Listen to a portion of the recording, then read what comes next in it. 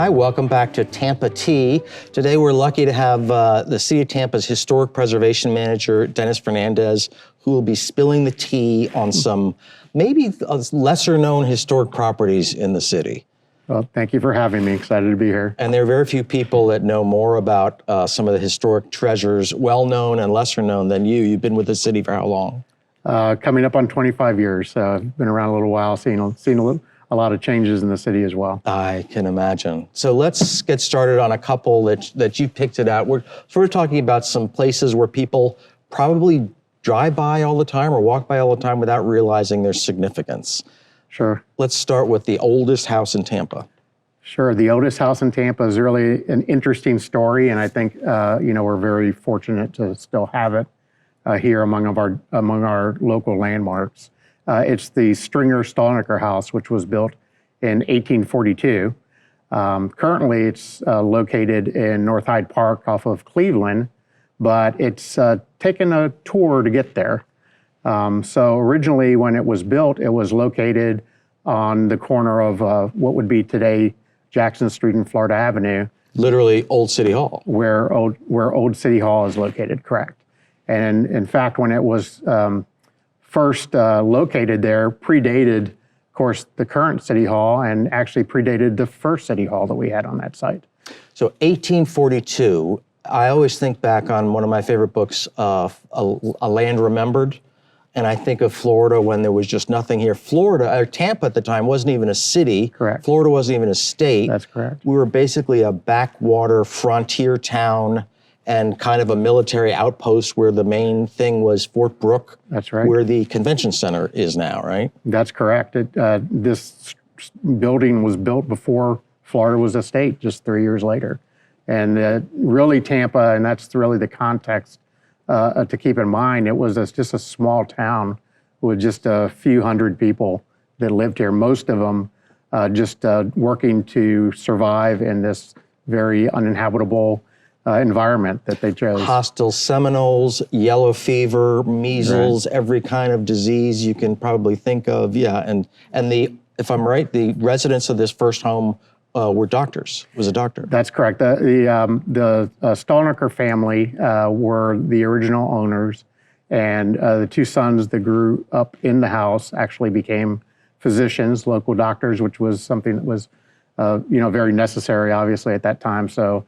Very much in demand, and they lived their life, raised their family, and met the challenges of the area, and made that their home for many, many years. So that when they wanted to build the old City Hall, what was not the old City Hall, was the right. City Hall at the time, right. They had to move the house. Right. So in 1915, there was plans to start construction on our City Hall, which was a very modern and ambitious project at that time. And so the city at that time had gained ownership of the house and sold it to the Stolniker family. And the Stolnikers moved the house to the area east of Ybor off of 32nd Street and 8th Avenue. And then what is there now? I know now it's in Hyde Park area, but what is it? Without giving an exact address. Yeah, so the house remained in what was called Gary for 104 years, mm-hmm. and then in 2018 was relocated back to where it is today in North Hyde Park. And it's currently just finishing up its restoration. It's been going through, as you can imagine, restoration for quite a while now, and they are reusing it into office space. Oh, that's good. How much is original? When we're talking about the oldest house, is it really the oldest house, or is it maybe a few cells of the oldest house? I think there's a significant amount left. Of course, when they moved it a couple times, I'm sure it has lost some material. The foundations and whatnot need to be changed. And then there was a lot of structural adaptation to it for its most current use because it's going to office, so it needed changes for like ADA accessibility and fireproofing and whatnot. But there's quite a bit left, and I think when you walk in, you really get the flavor of a house that was built, pre-Victorian era, has that old Florida feel, and I think the individuals that have been working on it really took a lot of care and pride in trying to keep with what they could. That's great. And so it's designated a local historic landmark. It is designated a local historic landmark. When we worked with the developers when they were moving it, that was part of our conversation. In order to protect it and to incentivize its redevelopment, we went through the local designation process with City Council. And that gets you some tax breaks. What's the benefit? What does it mean to be a local historic landmark? So with the local historic designation, it brings you certain benefits from exemptions that have to be met in the Florida Building Code for new construction, as well as some financial incentives that open up both in the form of tax incentives and grants. All right, let's move on to the little piece of Cuba that we have in Tampa. This may be a little more familiar to people, but not far from where we are in the Central Historiano is Jose Marti Park. That's correct. Talk about how that came to be. Really an interesting story. It's actually called the Friends of Jose Marti Park. And it is located in the Ybor City Historic District, just off of 8th Avenue, right across the street from Vicente Martinez Ybor's factory. So that little park that you see there today was once the home of Paulina Pedrosa and her husband, who were both Afro-Cubans who lived in Ybor City, had come from Key West, and made that little corner their home. They owned a boarding house there, and as Cubans, they were very involved in the move for Cuban independence from the Spanish Empire at the time, and that put them within a setting that they were very close to the activity related to gaining that independence. And Jose Marti was, of course, the father of Cuban independence, and I think he lived here for a few years in the 1890s? Correct. He lived in Tampa, and he traveled through Tampa quite a bit. Traveled really, all over Florida and up into the East Coast. He was a poet, a writer, obviously a political activist. But in Tampa, he found a very receptive audience with the immigrants that had moved here, but particularly the Cuban immigrants, and found that he could both gain support and funding for the move for independence in Cuba. And so he traveled here often, and when he did travel here, he found a very safe place, very secure place to stay at the Pedrosa boarding house. A lot of communities like to talk about how diversity is so important in their community and diversity builds their community, but Tampa really is built on diversity. It's extraordinary, just the Cubans and Italians and the blacks and the Cuban Afros that were here early in the 20th century. Right, I think it's really ingrained in our community. It's I think a very uplifting and motivational discussion point these days. We're in this beautiful cultural club here, and the Cubans at that time, there was a much sort of encouragement to distinguish the white Cubans from the Afro-Cubans. And Jose Marti, being a white Cuban, he embraced Paulina Pedrosa and her husband and would walk up and down the streets of Ybor City arm in arm, which was somewhat controversial, but very consistent with his, motif for racial harmony. And he saw Cuban independence as not being a racial issue. It was a cultural and, civic issue that he felt very strongly about, and he promoted it by living it. So then, correct me if I'm wrong, because I know not a fraction of what you do, but then in the 1950s, the owners of that property donated it to the government of Cuba, which was then Batista, well before Castro. Not well before Castro, but before Castro, it was Batista that took ownership. So the house, after the Pedrosas sold it and moved away, she actually moved back to Cuba. The house went into separate ownership, and those owners decided, understanding the historic importance of the site. The house had been demolished at that time, but the site was still just a mecca for Cubans to go pay their respect to Jose Marti. They decided to donate the house to the Cuban government so that it could become somewhat of a memorial location. And subsequently, that's exactly what happened. Cuba took ownership of the house, and the house actually still remains in Cuban ownership today. The City of Tampa runs a park there, but the ownership is the Cuban government. Has the Cuban government, at least in modern history, ever done anything with the park? Or sought to do anything with the park? Fortunately not. I think it's one of those places that has a cultural importance both to Ybor City, but also in Cuba. And I've talked to individuals that have come here from Cuba, and they know of particularly its association with Paulina Pedrosa and her husband, and they know of the park, and they specifically will go visit and pay respects to Jose Marti there. And I know there are a lot of people that make the distinction. This is not a tribute. This is not a Cuban park, but it's a free Cuban park. I don't know what the legality is, but there are those that say this is not Castro's park. This was pre-Castro's park. Right. It's a Cuba Libre park. Right. It's exactly. The liberation of Cuba as an independent country, and that's what's celebrated there. Okay, we're talking about diversity. Now let's move to the tradition of a waspy mob gang leader, Charlie Wall. Charlie Wall. Well, there's a lot to say about Charlie Wall, but I think where you start with Charlie is that Charlie was born into a very prominent family. His mother was the daughter of Captain D.B. McKay, who was a early City of Tampa pioneer and a mayor a couple times. His father was John Wall, was a prominent surgeon and also mayor of the city.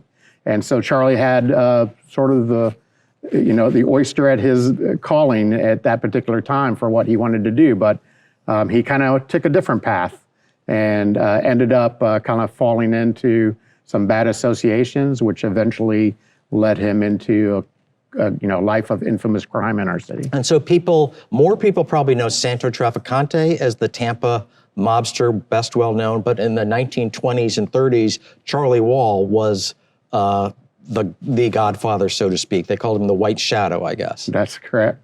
I had a couple colorful names. But right, Charlie Wall kind of came up as Tampa was just starting to develop into a more formal city. And there was a lot of opportunities for things like bootlegging and gambling. This is Prohibition time, prostitution, right? Prohibition era. And Charlie found sort of a role in all those things and thrived at a time when there was a lot of division within that underworld. And so he was able to kind of chart out a course that he did very well in, had a lot of influence, and controlled a lot of very important people, politicians, judges, people in very decision-making places that really resulted in him avoiding a lot of the pressures of law enforcement through those years. And I heard he was also sort of known as a benefactor to the poor. At one time, there's cigar strikes. He would make sure struggling cigar workers were fed. Right. He'd have his dapper white suit and white hat, and he'd allegedly be giving out money to poor people to help them out. That's correct. He wore a white linen suit and a straw hat. He was over 6 feet tall, and so he was a pretty prominent figure, kind of walking around the sort of drab streets of Ybor City at that time. And there was Ybor City, we sometimes look back on it as a nostalgic era, but it was certainly a difficult place to live. And although the workers got good wages, there were large families and there was a lot of need. And Charlie would kind of see that. He had a soft place in his heart for it, and he would help out some of those families. So getting to the house, by the time the 50s come along, he's sort of faded away. The Sicilians have kind of taken over the mob activity or leadership. But 1955, what happens? So, unfortunately for Charlie, in 1955, it seems like there was some old debt settled in April of that year, and Charlie was in his house. The house is located on 17th Avenue in Ybor City, still there. It was a very prominent house, a large craftsman-style house, often referred to as a mansion for that time, and Charlie liked to be in the mix, and so he chose to have his house in the city instead of having it in a more secluded area. But he had taken some steps. He made it sort of fortified. He had a metal tunnel that connected his garage to his house. Is it still there? No, the tunnel's gone. The garage is there. But he got sort of shot at a few times while walking back and forth and while sitting on the porch. And unfortunately on that night, someone entered the house, and there was a grisly murder where Charlie was killed. And he was found the next day in the house. The police noted that there were no forced signs of entry, and there was no, essentially, doors broken, windows broken, as if whoever went in and did that actually knew Charlie and was let into the house. He made a lot of his money, I guess, in the bolita industry. And when I often go through old historical clips, it's amazing how much every other day there's a story about a bolita bust or a bolita gang doing this or that. Talk about what that was. It was basically a lottery. Correct. So bolita was a game that originated in Cuba but spread quickly into the United States, particularly in the South and in Florida. And it was somewhat of what we would call today a lottery, where 100 balls with numbers on them, or small balls, like the size of a golf ball or a little smaller, were placed into a bag. The balls were sometimes wood or ivory even. And that bag, there's different versions of exactly how the number was chosen, but that bag was sealed off. Those balls were mixed up, and there were numbers or a series of numbers that were selected from that bag. And then that would determine the payoff for that particular lottery. Sometimes the bag was thrown throughout a room so that there was sort of an air of it being random, and then a ball would be squeezed to the top and tied off with a ribbon, and then that bag would be cut and the ball would be taken out. But there was obviously many, many ways that they could cheat the system, and that's sort of the world that Charlie thrived in, because there was a lot of underhanded activities in manipulating that game. So 1955, he was beaten to death with a baseball bat, his throat slit. Yep. What's in the house now, and how much notorious stuff is remnants are there? So I actually have had the pleasure of working with the owner on a couple different projects, because as I said, the building, the house is located in the Ybor City Historic District. And the owner, current owner, just relishes the story of Charlie Wall. She's told me that there's not a ghost in the house, as though there have been rumors, but she has not seen one. But she has kept pretty much everything the same, with the exception of she upgraded the kitchen. But the configuration of the rooms are the same. She does not use Charlie's bedroom for a bedroom. That's where the crime occurred. Oh, is it his bedroom? So she uses it for a different purpose, but that maybe hits a little bit too close to that issue. And but I think everybody kind of understands Charlie Wall's story. It's an interesting sort of Tampa, crime story, but it was really significant in the sense that he gained national attention with the Senate hearings that were done in the 1950s. He was kind of a showman in a way. Yeah, I think by then he had fallen sort of, his story had faded a little bit, and that kind of gave him a platform to kind of tell it again, which may have ultimately led to his end. Okay, now we're moving not too far away in Ybor, Las Novedades, and talk about the Rough Riders on the charge of the Yellow Rice Brigade. Yeah, so maybe a little more lighthearted story to talk about that I find is one of those nice layers of Ybor City history. It was the Las Novedades restaurant, which was on the 1400 block of 7th Avenue. Today, that part of that block is composed through the Hyatt Hotel. And so at that time, the Las Novedades restaurant was located on that block. It kind of took a couple different locations on the block from time to time. It opened in 1890. Manuel Fernandez was the proprietor there. And during the 1890s, of course, going back to what we were talking about earlier with Jose Marti, the Spanish-American War was just getting started. And so the Rough Riders had come to Tampa to embark to Cuba. A lot of them were, essentially stationed at Port Tampa. Some of them at what would be today the University of Tampa. At that time was the Tampa Bay Hotel. And they chose to kind of go out and see the town. And one place where they did that was Ybor City. Now, keep in mind, that was just at the infancy of Ybor City. Yeah. So there, Ybor City was still an emerging place. And the Rough Riders decided to kind of go see what was going on in Ybor, and they saw this restaurant. And so they decided to go and taste the flavors of the restaurant. So in true Rough Rider fashion, they didn't bother to get off their horses. They rode the horses into the restaurant and caused quite a scene, as you can imagine. And they ordered arroz amarillo con pollo, yellow rice and chicken. And instead of being horrified, the proprietor not only served them, but gave them a round of drinks on the house. And so that has been kind of known as the charge of the Yellow Rice Brigade, and has kind of a interesting place in our history. There's actually a historic marker in front of the hotel that kind of tells that story. All right, finally, the old schoolhouse. That is still existing, correct? In the University of Tampa property?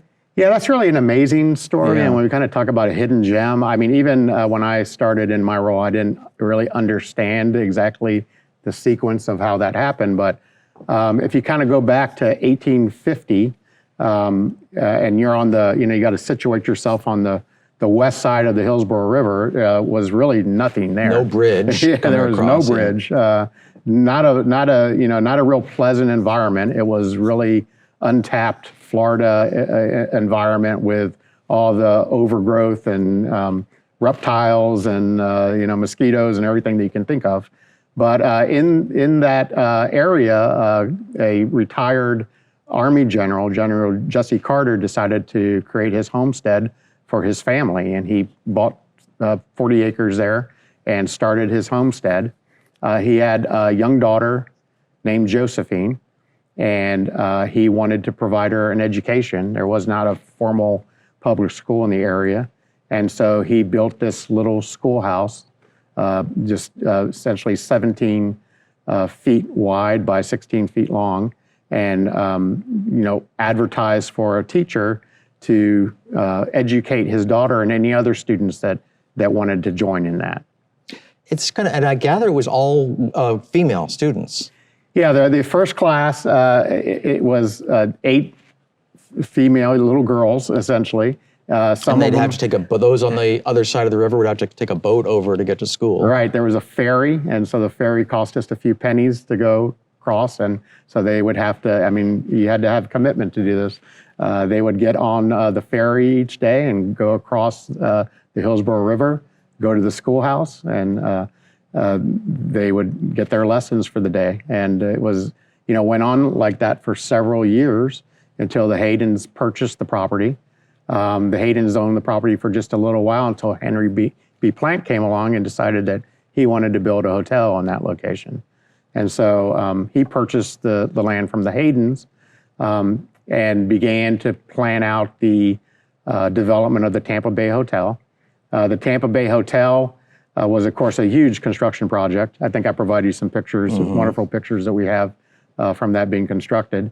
But Plant had a soft spot in his heart for the little schoolhouse and decided to keep it. And he cleared out everything else, but kept the little schoolhouse there for use as a construction tool shed while he was maybe Tampa's first historic preservation I think advocate. You could say that, yeah, definitely. So the little schoolhouse remained there during the construction, and then it was repurposed into an apothecary when the Tampa Bay Hotel opened in 1891, and it remained there in that fashion. It had been moved a couple times around, as you could do with a small structure like that. And eventually the city acquired ownership after Henry B. Plant's passing, acquired ownership of the hotel. And which we still own. Which we still do own. Fortunately, we started to collaborate with the university, and they began to plan out the development of their vision there. But the little schoolhouse remained. It was vacant for a while and began to deteriorate. And in the 1930s, some maintenance person somewhere decided, we should get rid of that old shed and put something new there, right? But at that time, a group of very concerned individuals came forward. A lot of them, some descendants of the original people that went to school there, and said, we have to save this. This is an important structure. And so they approached Mayor McKay, and through some discussions, they were able to have the building donated. It was donated to the DeSoto chapter of the Daughters of the American Revolution, who kind of took it a little bit unwilling, like not sure what to do with this, but had some commitments that they could, use it for their mission and use it for a museum. And so they began that trek of restoring that little building. And today, is it classes? What do they do with it? Today, the DeSoto chapter still uses it for their meetings. So it's not part of the school? No, no. But they do open it up for visits and for any sort of activity that individuals really want to do that promote their mission and promote the education of the site. It was listed on the National Register of Historic Places in 1974, and it is a City of Tampa local landmark. And you can still see it just on the west side of the university. It's a cute little structure. I'm gonna check it out, because that's one I was completely unaware of. Yeah, and then in the edifice just above the walkway, it says Tampa Bay Hotel on it still. Partly in honor of Black History Month, we're going to talk about one of the lesser-known treasures in Tampa, and that's the Doby House. Something that a lot of people, there's still Dobys in the community, I think, but tell us about this one. So the Richard C. Doby House is a local landmark. It was designated in 2025, but has a history that goes far beyond that, and really celebrates the life of Richard C. Doby, who was a African-American entrepreneur, and really is the area that the house is situated in is referred to as Dobyville, named after him. So the house was constructed in 1912, which was about the era that Dobyville was really coming into development, just north of what we would kind of consider Hyde Park Village, in that area between Hyde Park Village and the Selman Expressway. Segregated neighborhood. That is a segregation era neighborhood that today is, we have designated a certain portion of, but at one time was much larger. It was a more modest neighborhood than what we would kind of define Hyde Park as, both architecturally and with its infrastructure. But it served as the home and the neighborhood and the community for African Americans during that early 20th century, most of whom were employed in jobs that supported the more wealthy inhabitants of Hyde Park that we know formerly more towards the south. And what was Richard Doby's role in this neighborhood that he became the namesake for? So Richard Doby was born in the 1860s and came up very poor. He had very limited ability, limited education, could not read or write, but was very devoted to his community, was a hard worker, very innovative, opened a number of businesses, some of which dealt with delivering ice, which was obviously essential at that time, to just moving debris and doing demolition type of businesses. But he saw a need in his community, and he began to invest in his community by getting into real estate and doing real estate transactions, and then being more of a philanthropist and donating land to the benefit of his community. And the house itself is still where he grew up, or was it moved? He didn't grow up there. He was actually from Alachua County, but he lived there for a number of years. It has not been moved.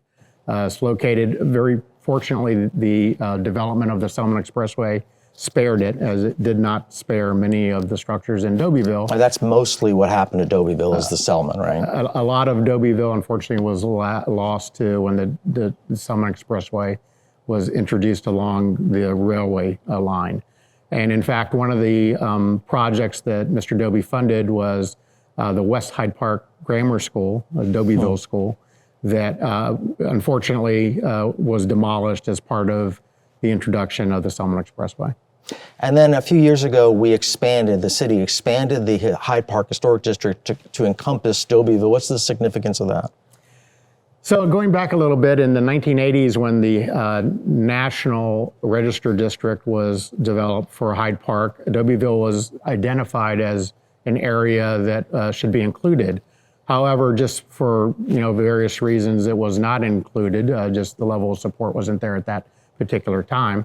But as as the preservation program has developed and as demolitions increased in the area, beginning to lose some of the context of the area, the neighborhood approached the city and said, we really need these protections in this area so that we can save this, these structures in the story of Dobyville.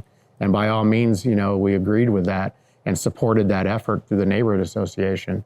And so through collaboration with them, working with Mayor Castor and the city council, we were able to successfully expand the Hyde Park Historic District to include the remaining Dobyville area. And then additionally went through a process to really bring distinction to the Doby house itself by just designating it a local landmark structure. So would that mean if I were to tomorrow hit the lottery and I went and bought the Doby house, I couldn't tear it down and put a McMansion there like we're seeing too often? Well, first, the Doby house is owned by a young lady who's very passionate about its history, so I'm sure she's going to be the best protector of that house. But the ordinances will support her goal of preserving that structure and also providing incentives for its restoration and preservation. And how many houses of those kind are still around? Well, the expansion included 300 additional structures into the Hyde Park Historic District. Of those, I would say just under 50 are really the Dobyville house type that you would see there, which are much smaller houses. Some of them are just a few hundred square feet, more reminiscent of like an Ybor shotgun house than what you would think of a Hyde Park house. Some of the lots are just 25 foot wide and 50 foot deep.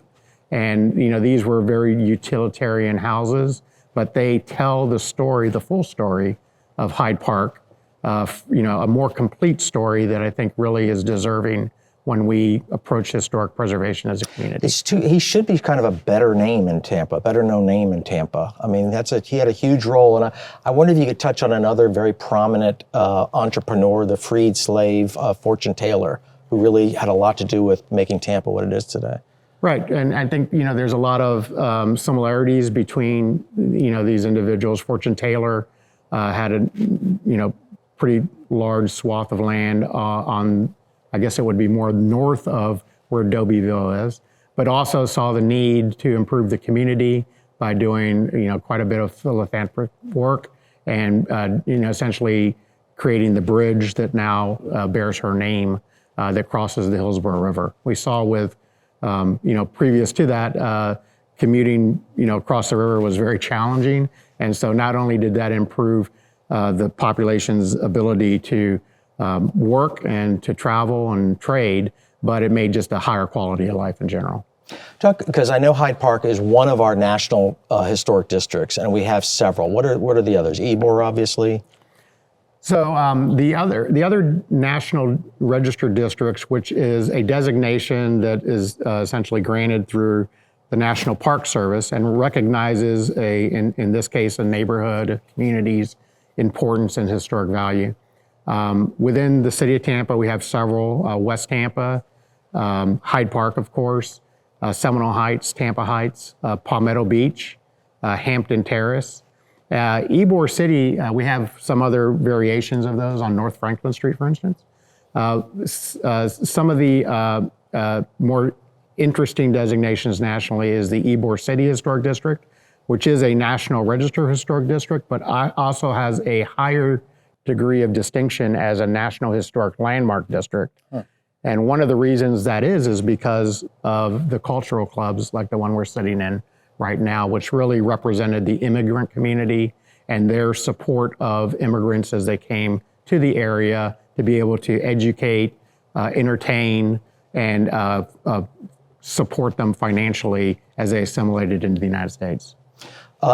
And so what's the difference between why have a local historic district if you've already got a national district? Well, a National Registered District does bring the recognition, celebrates the history of an area, but it brings little in the way of protection. And so through local ordinances, like the one we have in the City of Tampa and countless others throughout the country, you're able to apply limitations and regulations that protect historic structures and that incentivize their reuse and preservation into the future. I'm going to put you on the spot and ask you as the historian. Well, I'll put it this way. I'll put you less on the spot. What would be the thing that most historic preservation advocates in Tampa are most worried about today and would like to see added protection for?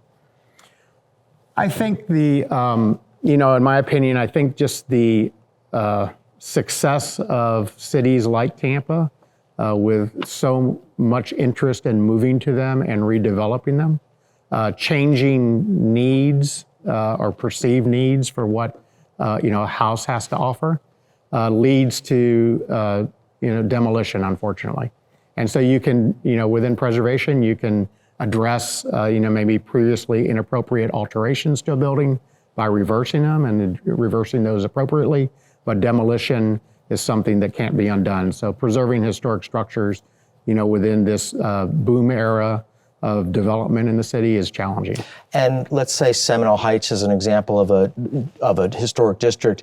Is it harder to demolish a historic structure there than it is elsewhere?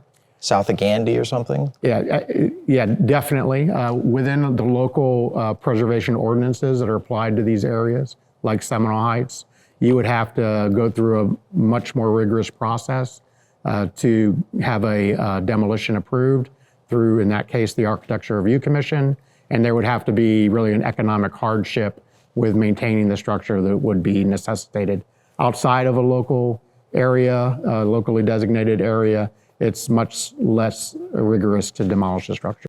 So you're almost 25 years in the city doing historic preservation.